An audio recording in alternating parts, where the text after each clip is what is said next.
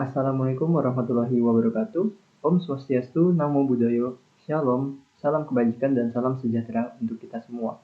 Perkenalkan, kami dari kelompok 6, kelas R5G mata kuliah Industri Budaya, yang beranggotakan saya sendiri, Muhammad Faisal Haryanto, lalu ada Dandi Agreswasya Pardamian Manurung, lalu ada Givari Alkafi Sakti, lalu ada Sinta Febrianti Saputri, dan ada Ratu Farhatul Luilah dan Farhan Prakoso. Pada kesempatan kali ini, kami akan mempresentasikan materi tentang determinisme, ekonomi, dan budaya. Determinisme.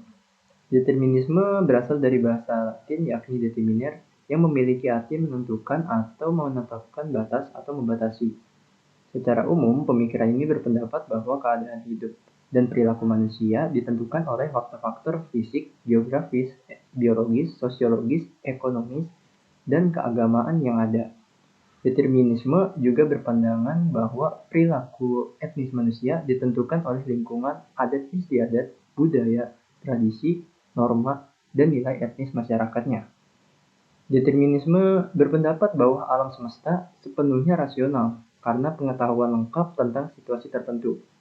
Dalam perkembangannya, ada beberapa pengertian mengenai determinisme. Determinisme beranggapan bahwa setiap kejadian pasti sudah ditentukan. Contoh bentuk pemikiran determinisme yaitu orang yang bertubuh lemah, gerakannya cenderung lebih lambat dari orang yang tubuhnya kuat. Orang yang berasal dari keluarga harmonis diharapkan menjadi manusia yang lebih seimbang daripada mereka yang berasal dari keluarga yang kacau.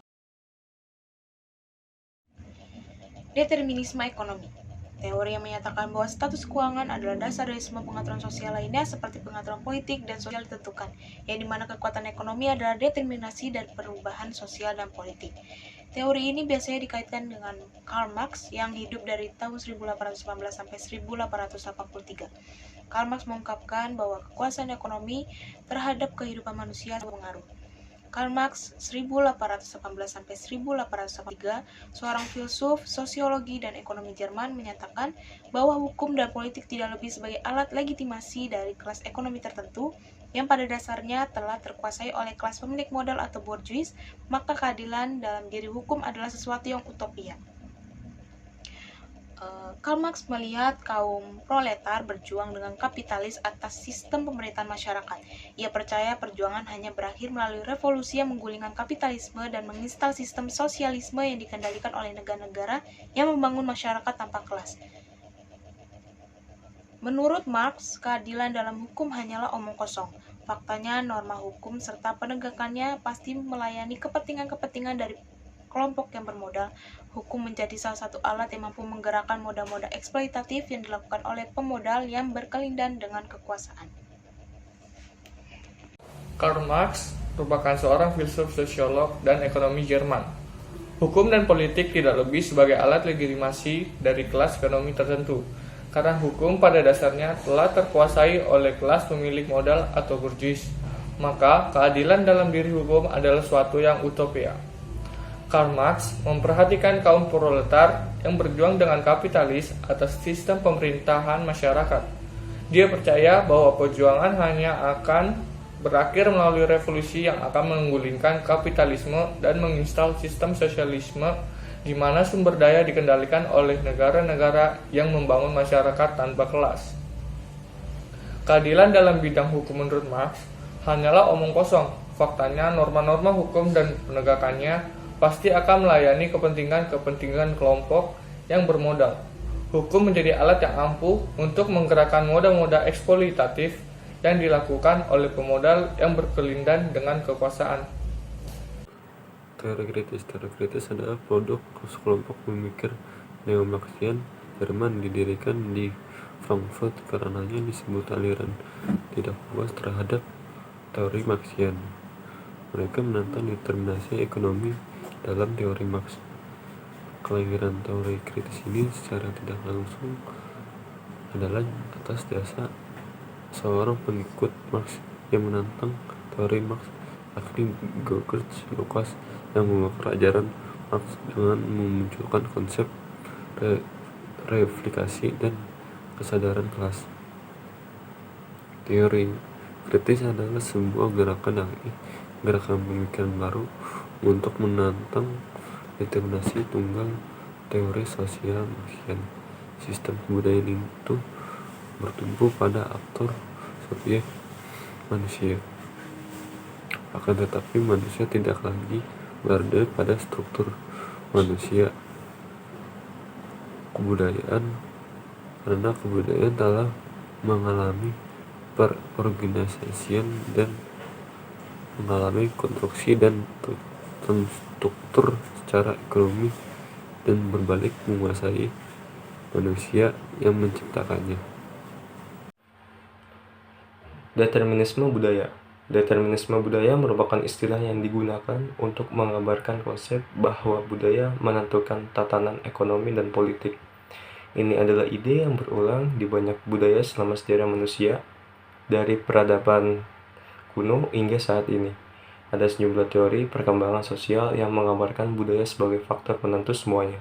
Salah satu yang paling terkenal adalah teori determinisme ekonomi Marx, yaitu bahwa peran individu atau kelas dalam alat produksi menentukan cara pandang dan peran budaya.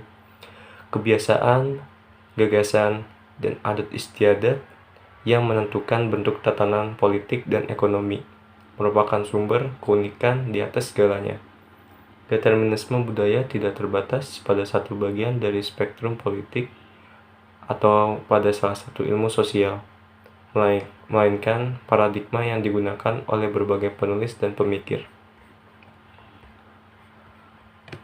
Berikut merupakan contoh dari determinisme budaya. Yang pertama adalah adanya kepercayaan umum di antara orang Yunani kuno yang percaya bahwa hanya mereka yang berbicara bahasa mereka yang dapat memahami pemikiran dan pengaturan politik mereka. Niccolò Machiavelli berpendapat perilaku politik itu universal, juga menunjukkan bahwa unsur-unsur budaya, khususnya agama, dapat menghasilkan tatanan politik tertentu yang menguntungkan mereka yang memilikinya. Sosiolog Max Weber menulis tentang hubungan antara Protestan dan kapitalisme dengan alasan bahwa aspek budaya agama, termasuk etos kerja Protestan, sangat penting dalam munculnya tatanan ekonomi. Dalam konservatisme modern, individu seperti komentator Patrick Buchanan dan ekonom Robert Barro berpendapat bahwa norma budaya menentukan perilaku tatanan politik. Contoh determinisme kebudayaan. Kepercayaan umum di antara orang Yunani kuno yang percaya bahwa hanya mereka yang berbicara bahasa mereka yang dapat memahami pemikiran dan pengaturan politik mereka. Yang kedua, Niccolò Machiavelli berpendapat perilaku politik itu universal, juga menunjukkan bahwa unsur-unsur budaya, khususnya agama, dapat menghasilkan tatanan politik tertentu yang menguntungkan mereka yang memilikinya. Yang ketiga, Max Weber menulis tentang hubungan antara Protestan dan kapitalisme dengan alasan bahwa aspek budaya agama, termasuk etos kerja Protestan, sangat penting dalam munculnya tatanan ekonomi. Yang keempat, dalam konservatisme modern, individu seperti komentator Patrick Buchanan dan ekonom Robert Barro berpendapat bahwa norma budaya menentukan perilaku tatanan politik.